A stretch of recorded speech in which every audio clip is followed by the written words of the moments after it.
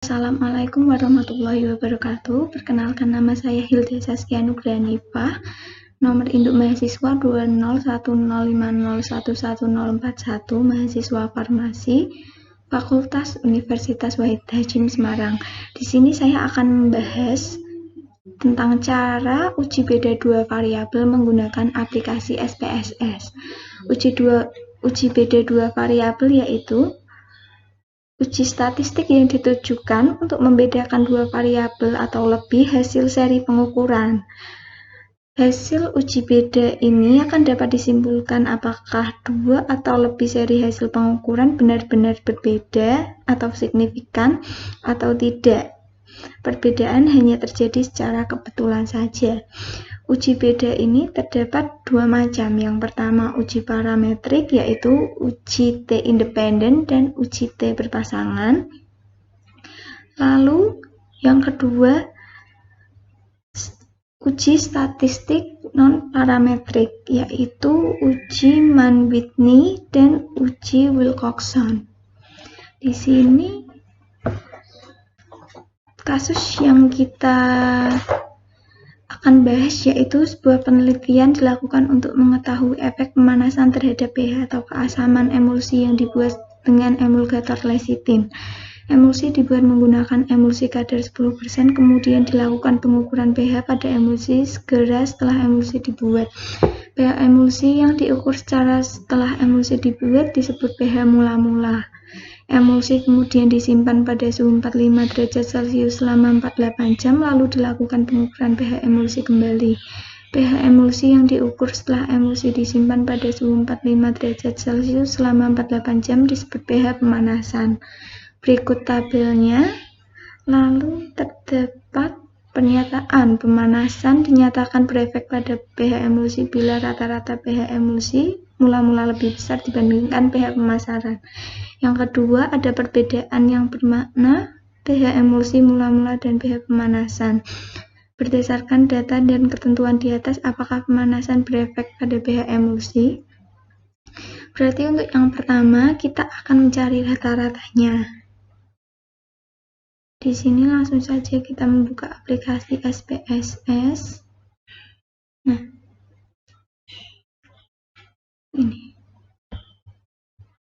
ini di sini untuk nilai mula-mula saya tuliskan sebelum dan pemanasan sesudah, yang artinya sebelum pemanasan dan sesudah pemanasan.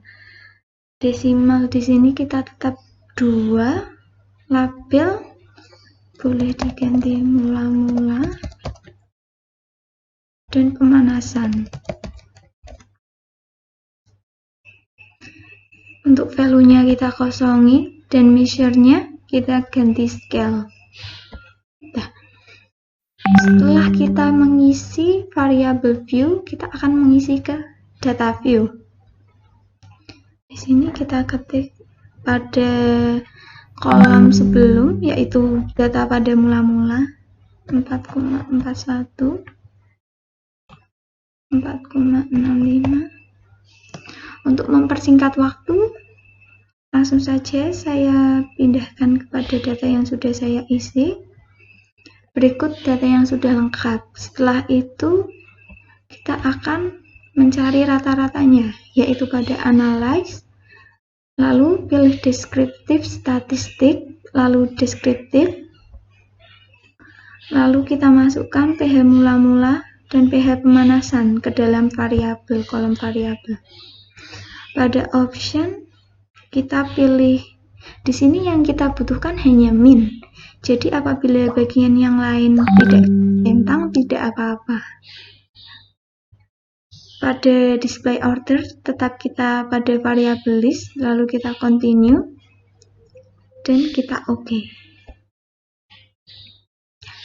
Akan muncul output seperti ini. Nilai min dapat kita temukan di sini. Pada pH mula-mula bernilai 4,5375 dan pH pemanasan 3,9725. Yang berarti pH mula-mula lebih besar dari pH pemanasan. Lalu untuk uji yang kedua, kita beralih ke uji normalitas. dalam uji yang kedua, yaitu uji Shapiro-Wilk.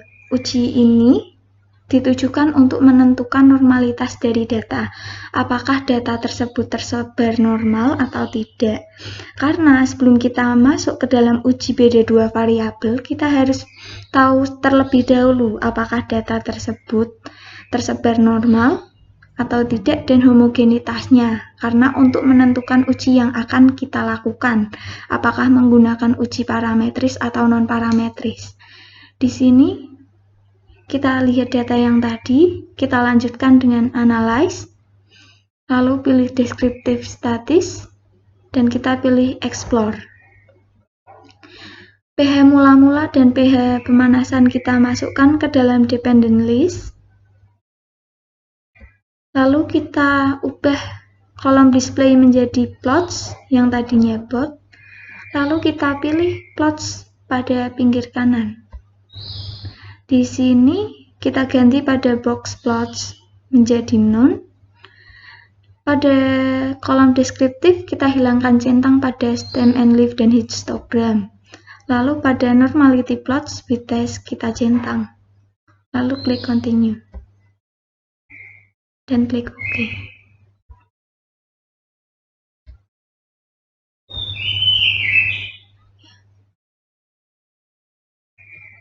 Di sini terdapat hasil dari uji Shapiro-Wilk dalam kolom test of normality. Di sini didapatkan pH mula-mula yaitu 0,182 dan pH pemanasan 0,006. Di sini berarti pH mula-mula lebih besar dari 0,05, berarti data pada pH mula-mula tersebar normal. Dan pada pH pemanasan, datanya tidak tersebar normal. Setelah ini, kita masuk ke dalam uji homogen untuk menentukan apakah data tersebut homogen atau tidak. Masuk ke dalam uji yang ketiga, yaitu uji homogenitas. Di sini kita kembali memasukkan data, di mana pada jenis emulsi, saya tuliskan pH emulsi, dan pada kadarnya saya tuliskan kadar. Pada pH emulsi, desimalnya saya nolkan karena tidak mengandung angka desimal, dan palunya saya masukkan palu pertama mula-mula, dan yang palu kedua pemanasan. Pada kadar, tidak saya isi karena tidak ada palunya. Lalu measure-nya saya ganti scale agar datanya terbaca. Lalu pada data view dimasukkan data mula-mula dan pemanasan seperti ini. Selanjutnya kita lakukan uji homogenitas. Pertama kita klik analyze, lalu klik descriptive statistics, lalu kita pilih explore, dan masukkan kadar pH kepada dependent list dan pH emulsi ke dalam faktor list. Pada display kita pilih both, lalu pada statistik kita pastikan deskriptifnya tercentang dan confidence interval for min 95%, lalu klik continue. Pada plots, pada box plot kita pilih none, pada deskriptif tidak ada centangan pada stem and leaf dan histogram. Pada spread versus level with Levin test, kita pilih power estimation, lalu klik continue. Klik OK. Maka kita akan mendapatkan output seperti ini. Nah, dapat kita lihat pada kolom deskriptif. Nah, di sini terdapat min. Jadi selain kita menghitung min pada awal tadi, kita dapat menentukan dari output homogenitas. Lalu pada tabel test of homogeneity of variance, kita lihat kadar pH pada based on min pada signifikannya. Di sini 0,343, yaitu lebih dari 0,05, yaitu berarti data tersebar homogen. Karena salah satu data yaitu data pemanasan pada uji normalitas tidak memenuhi kriteria, maka kita tidak dapat menggunakan uji T berpasangan. Karena uji T berpasangan dilakukan jika kedua data terdistribusi normal dan persebarannya homogen. Oleh karena itu, pada percobaan kali ini kita menggunakan uji Wilcoxon untuk uji dua variabel. Masuk ke dalam uji Wilcoxon, pertama kita masukkan data seperti ini, yaitu data sebelum pemanasan dan sesudah pemanasan, atau data pH mula-mula dan data pH pemanasan. Lalu kita pilih Analyze dan kita pilih non-parametric test karena uji Wilcoxon termasuk uji non-parametric. Di sini kita pilih Legacy Dialogues dan kita pilih dua relate sample. Di sini pH mula-mula kita masukkan pada variabel 1 dan pemanasan atau sesudah kita masukkan ke dalam variabel 2. Kita centang pada test type Wilcoxon. Kita hiraukan saja. Lalu kita pilih OK. Akan keluar output seperti ini. Lalu pada bagian tabel tes statistik, di sini terdapat asimptom signifikan to tail. Di sini bernilai 0,002, di mana lebih kecil dari 0,05, yang berarti bahwa terdapat perbedaan yang bermakna dari pH pemanasan dengan pH mula-mula. Kesimpulannya, berdasarkan data dan ketentuan di atas, pemanasan berefek pada pH emulsi karena rata-rata pH emulsi mula-mula lebih besar daripada pH pemanasan, yaitu pada emulsi mula-mula sebanyak 4,5375, sedangkan pada pH pemanasan 3,9725. Dan terdapat perbedaan yang bermakna antara pH mula-mula dengan pH pemanasan, karena nilai sigma lebih kecil dari 0,05, yaitu 0,002. Masuk ke dalam kasus yang kedua, yaitu sebuah media massa menyatakan bahwa kadar pemanis buatan jenis sakarin pada minuman merek impor lebih tinggi daripada merek lokal. Seorang mahasiswa farmasi melakukan penelitian untuk mengkonfirmasi pernyataan tersebut. Mahasiswa tersebut mengumpulkan sampel minuman merek impor dan lokal, kemudian menetapkan kadar sakarin dengan kromatografi cair kinerja tinggi. Hasil penelitian tersebut terangkum dalam tabel berikut. Ini tabelnya. Kadar sakarin pada minuman merek impor dinyatakan lebih tinggi daripada merek lokal bila rata-rata kadar sakarin pada minuman merek impor lebih besar dibanding merek lokal. Dan ada perbedaan yang bermakna kadar sakarin merek impor dan merek lokal. Berdasarkan data dan ketentuan di atas, apakah pernyataan media massa dalam kasus benar? Selesaikan pernyataan ini dengan uji beda yang sesuai.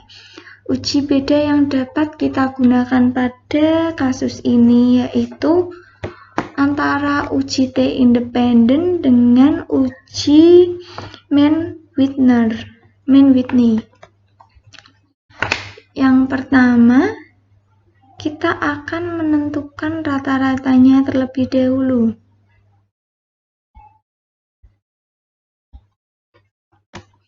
Kita masuk ke dalam variable view. Kita masukkan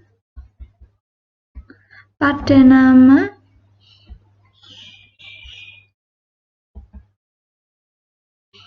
pada nomor pertama kita tuliskan lokal untuk minuman lokal dan yang kedua impor. Lalu pada desimal tetap kita gunakan 2 karena kadar pada sakarin terdapat 2 angka desimal. Pada label kita tuliskan merek lokal dan merek impor. Lalu pada measure kita ganti scale. Lalu kita masukkan data ke dalam data view.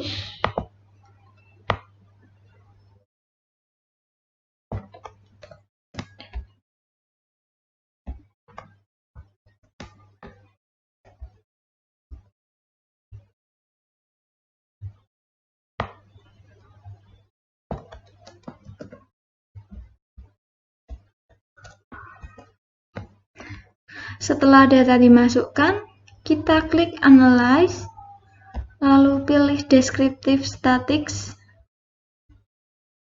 dan pilih Descriptive untuk uji deskriptifnya.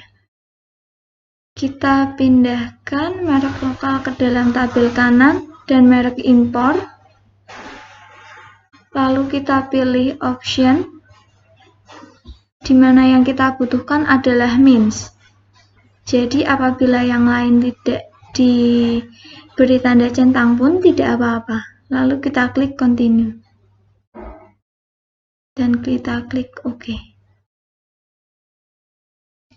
Akan keluar hasil output seperti ini. Pada tabel deskriptif statistik, kita dapat temui min pada merek lokal dan merek impor yaitu 0,5870 dan 0,5095, di mana rata-rata kadar pada merek lokal lebih tinggi daripada rata-rata kadar sakarin pada merek impor. Masuk ke dalam uji yang kedua, yaitu uji homogenitas. Kita menggunakan data yang sama, hanya saja perbedaan dalam langkah-langkahnya. Pertama kita pilih Analyze, lalu kita pilih Descriptive Statistics, dan kita pilih Explore. Kita masukkan merek lokal dan merek impor kepada dependent list. Lalu kita pilih Plots pada kolom display. Dan kita pilih Plots sehingga keluar Explore Plots. Pada box Plots kita pilih None. Pada Descriptive kita hilangkan centang pada stem and leaf dan histogram. Lalu kita centang Normality Plot with Text.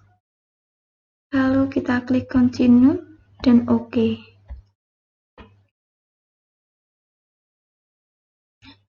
Akan keluar hasil output seperti ini. Di sini terdapat tabel Test of Normality, di mana terdapat hasil pengujian Kolmogorov-Smirnov dan Shapiro-Wilk.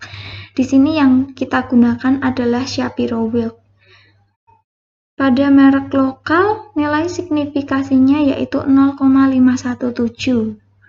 Berarti lebih besar dari 0,05, yang berarti data merek lokal tersebar dengan normal.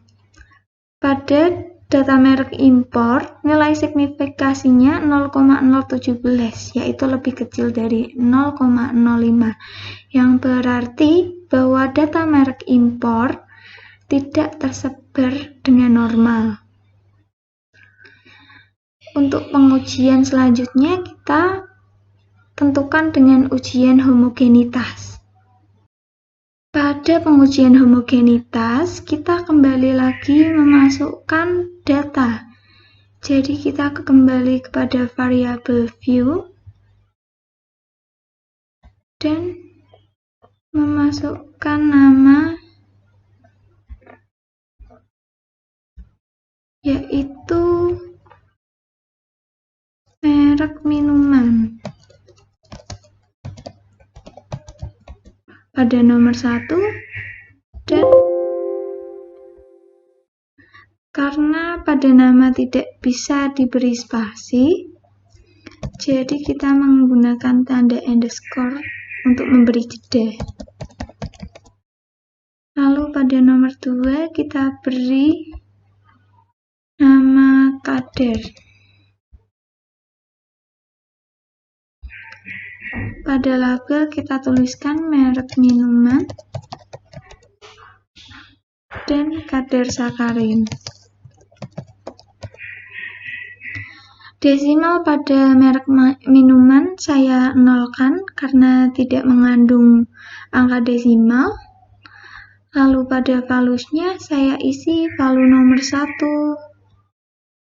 lokal,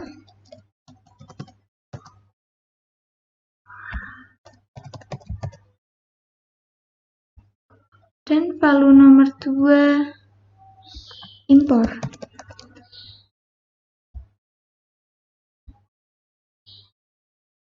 Oke. Di sini measure-nya saya ganti menjadi scale.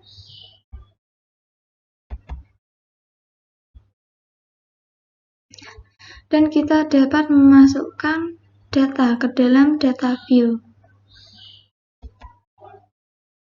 Di sini merek minuman kita tuliskan saja karena tadi kita masukkan lokal ke dalam valu nomor 1, kita tuliskan 1.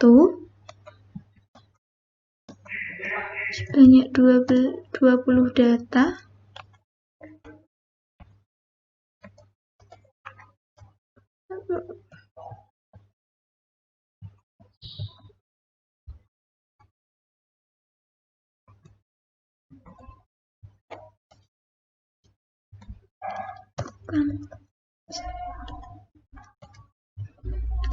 Dan impor, yaitu nomor 2, sebanyak 20 data juga.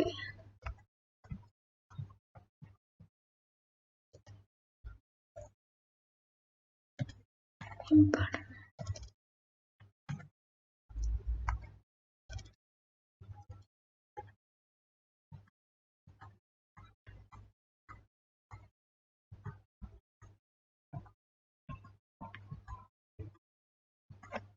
Untuk mempersingkat waktu, datanya saya copy saja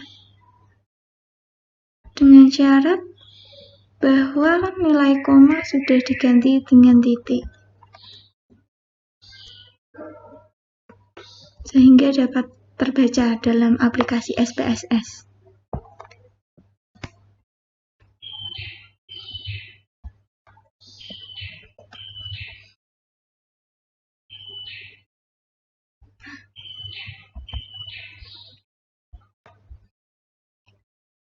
Untuk uji homogenitas sama seperti tadi, kita pilih Analyze, lalu pilih Descriptive Statistics dan Explore.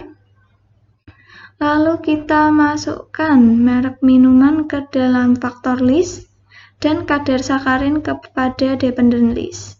Pada display tetap kita pilih bold. Lalu kita masuk ke dalam statistik. Pada Explore Statistik, deskriptif harus dicentang dan confidence interval for means harus 95%. Lalu kita pilih continue. Pada plots kita pilih known. Pada deskriptif kita hilangkan centang pada stem and leaf dan histogram. Lalu kita centang normality plots with dash. Lalu pada speed versus level with level dash kita pilih power estimation. Lalu kita klik continue dan kita pilih OK. Nah, akan keluar hasil output seperti ini. Pada tabel deskriptif dapat kita jumpai min. Jadi kita dapat membandingkan rata-rata antara kadar sakarin lokal dengan kadar sakarin merek impor menggunakan tabel ini. Jadi kita tidak perlu menghitung rata-ratanya. Lalu pada test of homogeneity of variance, di sini kita dapat mengambil kesimpulan dari uji homogenitas yang kita lakukan. Kita lihat pada kadar sakarin yang based on mean. Nilai signifikasinya 0,662, yaitu lebih dari 0,05, yang berarti persebaran data homogen. Tetapi karena pada uji normalitas, data kadar sakarin impor tidak normal, maka uji yang selanjutnya kita lakukan menggunakan uji Mann-Whitney, karena uji Mann-Whitney digunakan ketika data tidak memenuhi kriteria, yaitu salah satu atau dua data tidak homogen atau bersifat tidak normal. Uji Mann-Whitney kita lakukan dengan menggunakan data yang kita input sama dengan uji homogenitas, yaitu kita masuk ke dalam analyze,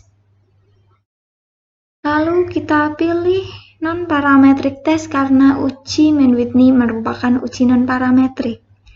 Lalu kita pilih legacy dialogs dan kita pilih two independent sample. Nah, di sini kita masukkan kadar sakarin ke dalam tes variabel list dan merek minuman ke dalam grup variabel. Di sini kita klik define group dan masukkan grup 1 dengan angka 1 dan grup 2 dengan angka 2. Lalu klik continue. Pada exact kita lewati, lalu kita klik OK.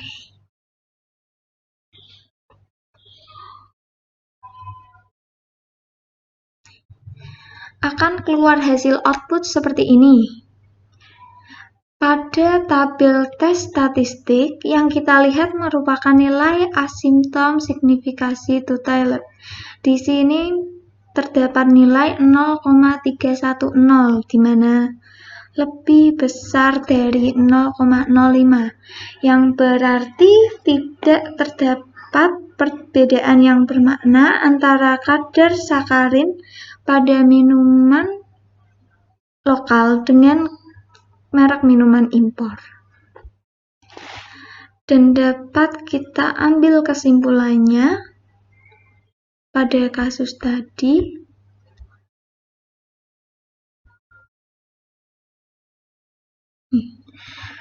bahwa kadar sakarin pada merek impor tidak lebih tinggi daripada merek lokal, karena rata-rata kadar sakarin pada merek impor lebih besar dari merek lokal itu salah.